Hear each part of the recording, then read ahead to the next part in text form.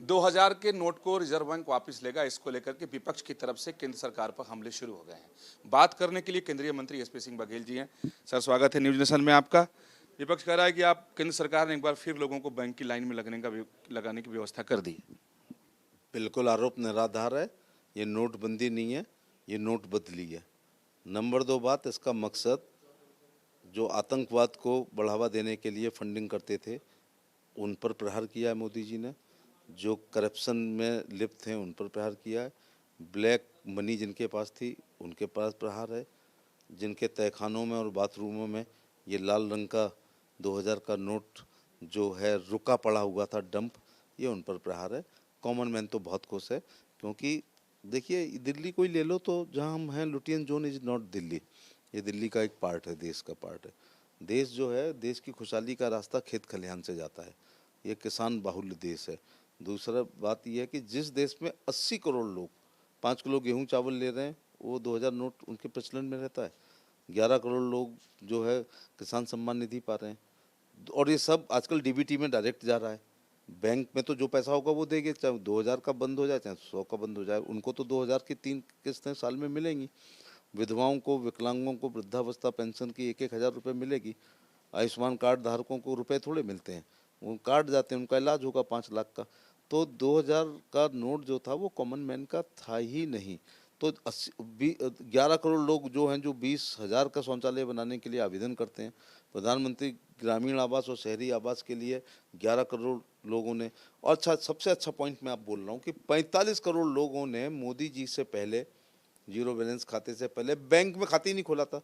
उन पे क्या फ़र्क पड़ रहा है 2000 के नोट से?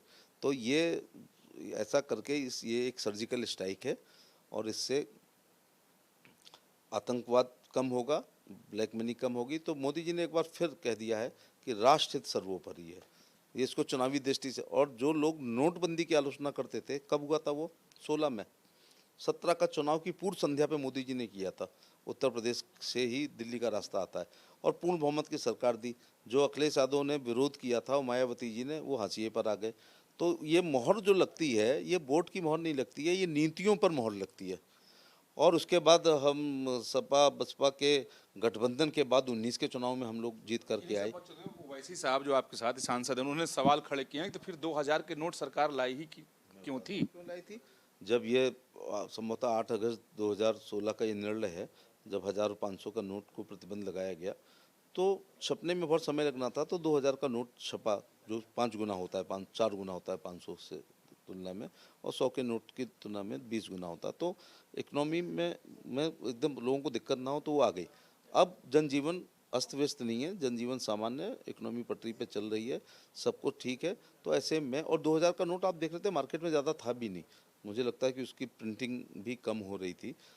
देश काल परिस्थितियों के अनुसार करेंसी ने अपना रंग, रूप और स्वरूप हमेशा बदला है।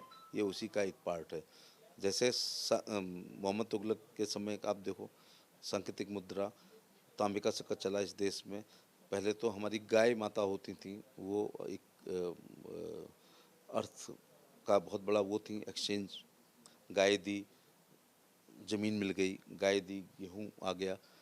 उसके बाद फिर आया अपना तांबे का सिक्का आया, चांदी का आया, सोने का आया, गिन्नी आई, छेद वाला तांबे का सिक्का आया।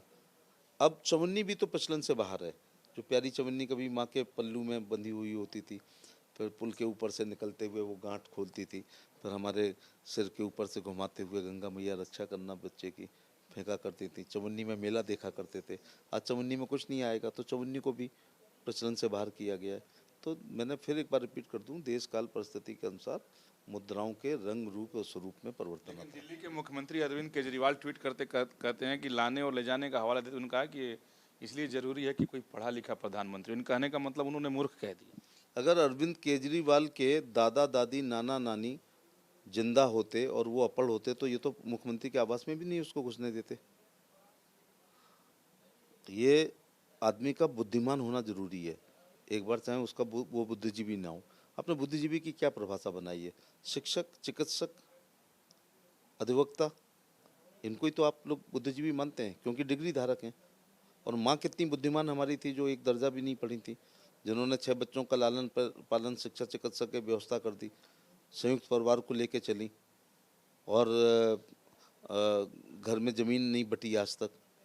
तो मोदी जी तो बहुत ज़्यादा पढ़े लिखे हैं, डिग्री होल्डर हैं, लेकिन 1000 केजरीवाल टाइप के सो कॉल्ड बुद्धिजीवियों से मोदी जी ज़्यादा बुद्धिमान हैं। और ये जो बार बार ऐसे बोलता है, आसमान की तरफ थूकोगे तो प्रकृति का नियम है कि मुंह पे ही गिरेगा। मुझे लगता है कि इनके जो वो वायरस थे वो एक्टिवेट हो गए।